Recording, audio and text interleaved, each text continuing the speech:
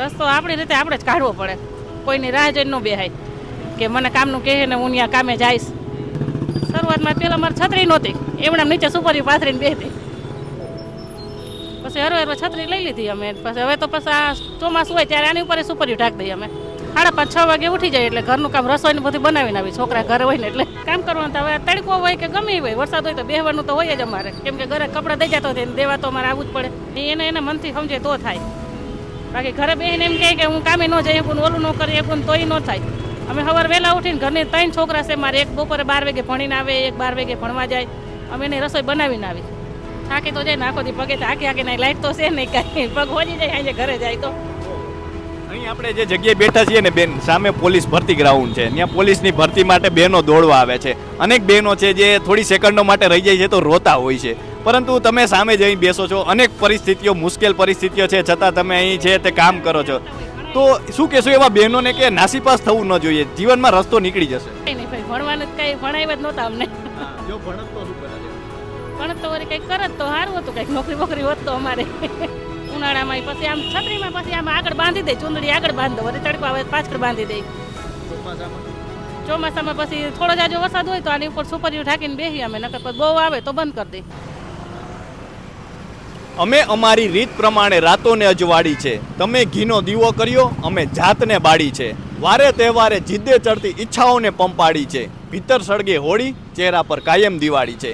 આમ તો તમે શહેરના રસ્તા પરથી પસાર થતા હોવ ને જે બાજુમાં ફૂટપાથ હોય છે ત્યાં ક્યારેય આપણી નજર નથી જતી હોતી. આપણે જે રસ્તા પરની લાઇટો જોતા હોઈએ છીએ, પરંતુ જે બાજુમાં ક્યાંક અંધકારમાં દીવો પ્રગટતો હોય છે ત્યાં આપણી નજર નથી જતી હોતી. ત્યારે આજે તમને એ દીવાનો, એ પ્રકાશના, એ રોશનીના દર્શન કરાવવા છે. હાલ રાજકોટમાં છીએ ને રસ્તા પર છીએ. આમ તો આપણે રસ્તા પર હોય અત્યારે સવારના 8:30 વાગ્યે જેટલો સમય થયો છે.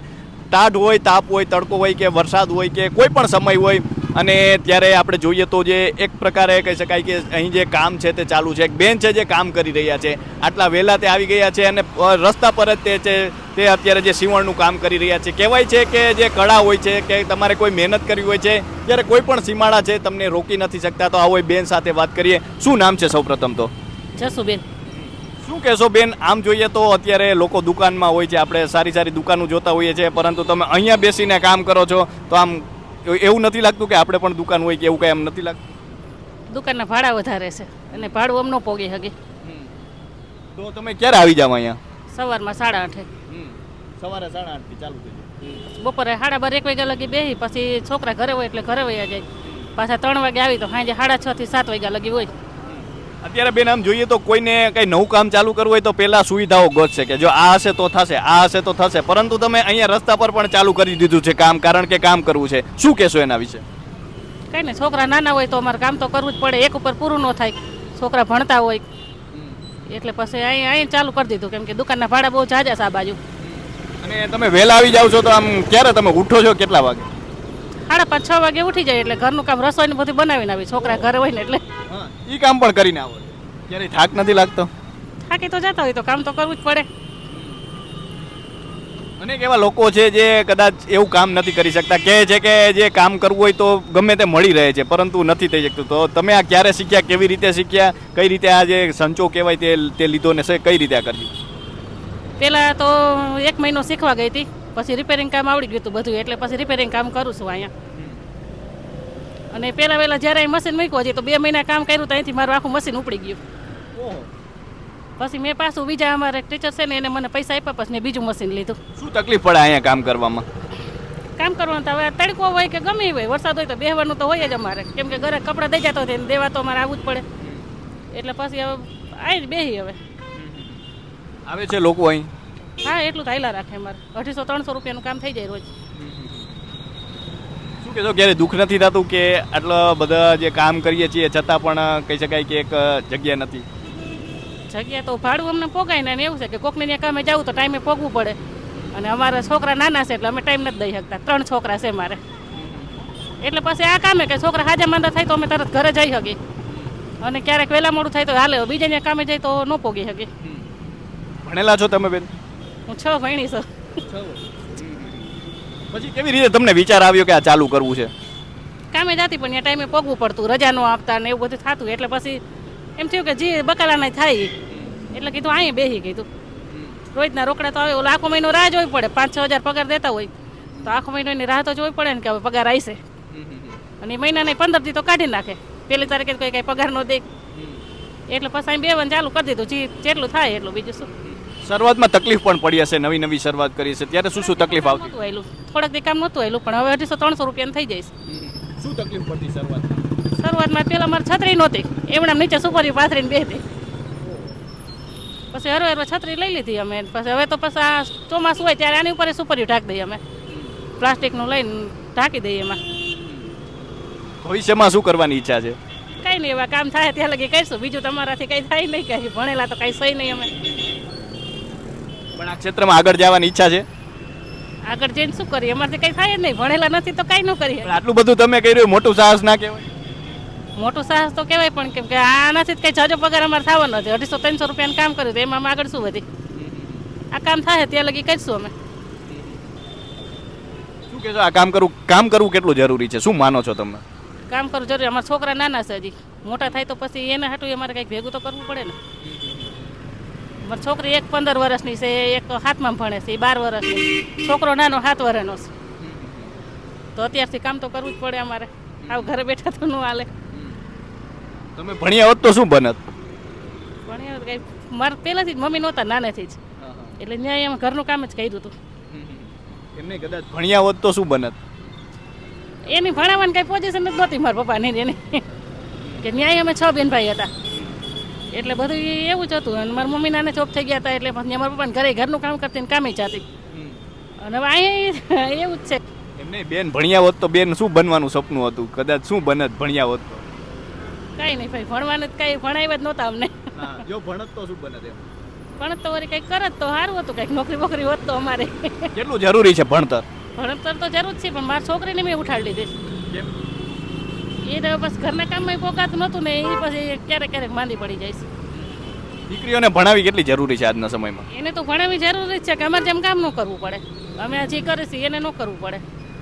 પણ હવે એને માંદી પડી જાય છે બહુ ને, પાછું નિશાળે છેટું પડી જાય રે, જવાનું, રિક્ષાના ભાડા બધું પોગાતું નથી. એટલે એને ભણતા 10માં આવી હતી, 9માં પાસ થઈ ગઈ, 10માં આવી તો ઉઠાડી લીધી. એટલે મને ઘરના કામમાં મદદ કરે ને બાકી ઘરે જ હોય, કેમ કે એને માંદી બહુ પડી જાય છે. એટલે એને નથી ભણાવતા. એને નાની છે, 7માં ભણે છે, છોકરો પહેલામાં. શું કહેશો, આજના યુવાનોને કઈ રીતે જુઓ છો તમે? એ આવું સાહસ કરી શકે એમ છે? ન કરી શકે કોઈ. કોઈ યુવાન તો ન જ કરી શકે ને. અમારે કેટલું ફેરવવાનું થાય રોજનું રોજ. રોજ આ બધું આવીને મેકવું, બપોરે જમવા ક્યારેક જાજુ કામ પડ્યું હોય એવું લાગે કે નહીં મુકાય તો મૂકીએ નહીં અમે. અહીંને ટિફિન મંગાવી લઈએ, અહીંને જમી લઈ તો ઘરે ન જાય. પછી આ બધું ફેરવવું, આમાં કાંઈ વસ્તુ જોતી હોય લેવા દેવા જાવી, એ બધું કોઈક ભેગું સાથ દેવા વાળું હોય ને તો થાય, નકર ન થાય. એકલાથી તો થાય જ નહીં. આ ચોમાસામાં અને ઉનાળામાં કેટલી તકલીફ પડે? ઉનાળામાં પછી આમ છત્રીમાં પછી આમ આગળ બાંધી દે, ચૂંદડી આગળ બાંધી દો, વળી તડકો આવે પાછળ બાંધી દે. ચોમાસામાં પછી થોડો જાજો વરસાદ હોય તો આની ઉપર સુપરીઓ ઢાંકીને બેસી અમે, નકર પછી બહુ આવે તો બંધ કરી દે. તો ત્યારે પછી કઈ રીતે કામ થાય? ત્યારે પછી થોડા જાજુ કંઈ ઘરે લઈ જાય, ઘરે મશીન લઈ જાય ને ઘરે થોડા જાજુ કામ કરે ને પછી વરસાદ ન હોય ત્યારે અહીં બેસીને પછી બધા આવતા હોય છે, ઘરાક આવતા હોય, નંબર આપી દો, ફોન નંબર, એટલે એ ફોન કરે, થઈ જાય ને એટલે હું કહી દઉં કે લઈ જાજો એને. તમે અહીંયા કામ કરો છો, આટલું બધું વહેલા આવીને કામ કરો, છતાં તમારા મુખ પર જે ખુશી દેખાય છે, કઈ રીતે આ બધું બેલેન્સ કરી શકો છો? કામ તો કરવું જ પડે ને ભાઈ. અને એ પણ હસતા હસતા કરો છો? ના, બધાને કોઈને ગ્રાહક નહીં ઓલો જવાબ નહીં દેવાનો, બધા સારી રીતના જ કામ કરવાનું.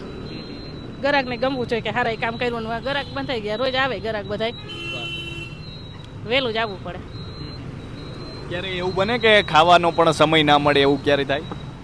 એટલું બધું ના, એવું તો ન હોય. 12:30 તો બધાને ખબર જ હોય કે જમવા ગયા છે, પણ ફોન કરીને આવે પછી નંબર આપી દો, કેમ કે એ હેરાન ન થાય ને આપણે ઉતાવળ ન કરવી પડે ચાર્જિંગ. શું કહેશો કે આટલું બધું તમે હવે કરો છો ને હવે જો ભવિષ્યમાં કદાચ કે આગળ જવાનું થાય તો તમે આગળ જવા માગો છો આ લાઈનમાં? આગળ જવાનું થાય તો એ તો આગળ તો જવાય જ ને, કેમ કે આમાં તો અમે કામ કરીશ એટલે આ કરી શકીએ આગળ જઈને, પણ એમ કે દુકાનનું ભાડું ન ભરી શકીએ. આમાં થાય એમ કામ કરીશું ને આગળ જવાય તો જાય. છોકરા નાના છે એટલે એ તો કાંઈ બને જ નહીં એવું.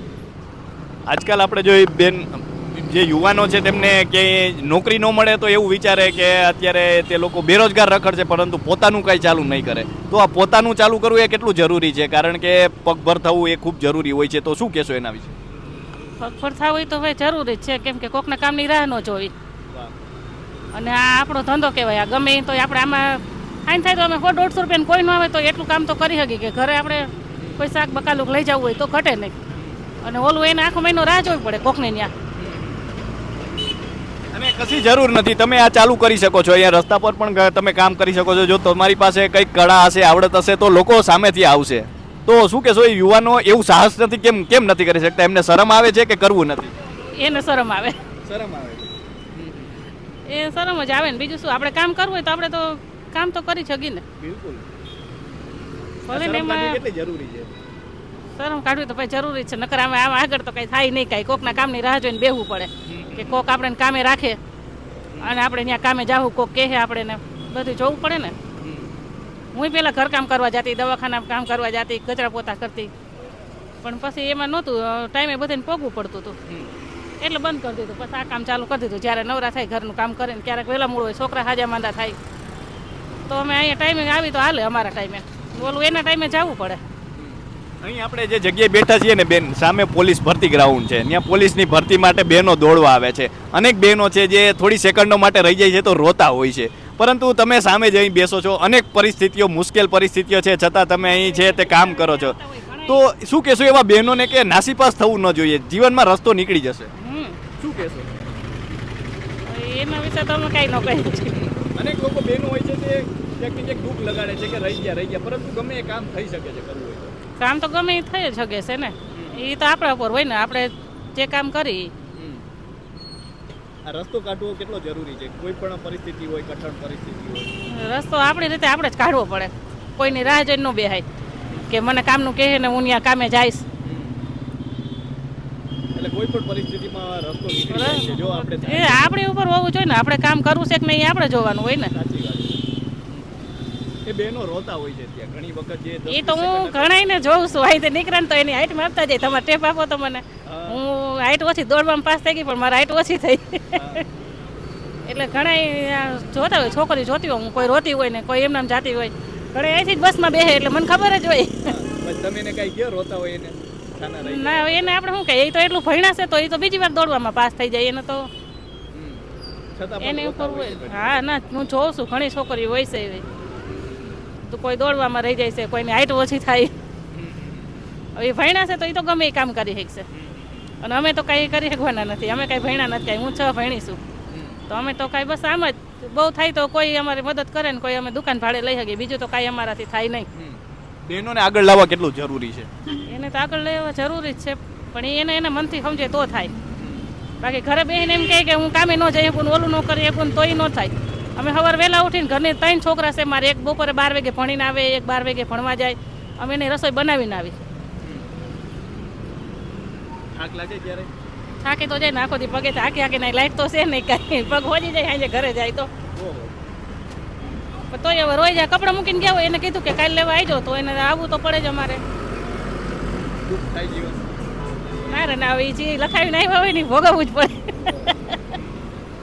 અને હસતા મોટે સ્વીકારી લેવાનું. એ જે લખાવીને આવ્યા છે ને ભોગવવાનું જ છે. છતાં તમે હસતું મુખ કઈ રીતે રાખ? કારણ કે લોકો રોદણા રોતા હોય છે નાની નાની વાત. ના રે ના, એવું કાંઈ ન હોય. કામ કરવાનું છે તો કરવાનું જ છે. હવે ત્યાં કાંઈ આપણે આડે બીજા કોઈ કામ લઈ લેવાના? તમારે નથી કરવું, લાવો હું કરી નાખું એમ. તો જે રીતે બેન વાત કરી રહ્યા છે, અને આપણો પ્રયાસ એ છે કે આ રસ્તા પર પણ અનેક એવી જિંદગીઓ હોય છે જેમનું જીવન છે તે કદાચ અલગ હોય છે. તેઓ ખૂબ મહેનત કરતા હોય છે, સંઘર્ષ કરતા હોય છે, પરંતુ તેમને ખ્યાલ નથી કે તે ખૂબ સંઘર્ષ કરી રહ્યા છે, મહેનત કરી રહ્યા છે. તેમના માટે પોતાનું રોજિંદુ કામ છે હસતા મુખે કરે છે. કોઈ પણ જાતના પરિસ્થિતિ હોય, કારણ કે તાપ તડકો વરસાદ અહીં છે તે હોઈ શકે છે, રસ્તા પર તેઓ કામ કરે છે, છતાં પણ તેમને કોઈ વાતની જે કહી શકાય કે એવી તકલીફ નથી થતી ને તે પોતાનું કામ છે, પોતાની કળા છે, તેનાથી તે અહીં કામ કરી રહ્યા છે. નિત્ય સવારે વહેલા આવી જાય છે અને આ રીતે આખો દિવસ કામ કરતા હોય છે. તો આમાંથી પણ ઘણી બધી પ્રેરણા આપણને મળી શકે છે, કારણ કે આજકાલ આપણે નાની નાની વાતોમાં નાસીપાસ થઈ જતા હોઈએ છીએ, ત્યારે આ પ્રકારના જે બહેનો છે તે આપણા માટે પ્રેરણાનો સ્ત્રોત છે. તો અત્યારે બસ આટલું જ. ફરી મળતા રહીશું વાત ગુજરાતી પર.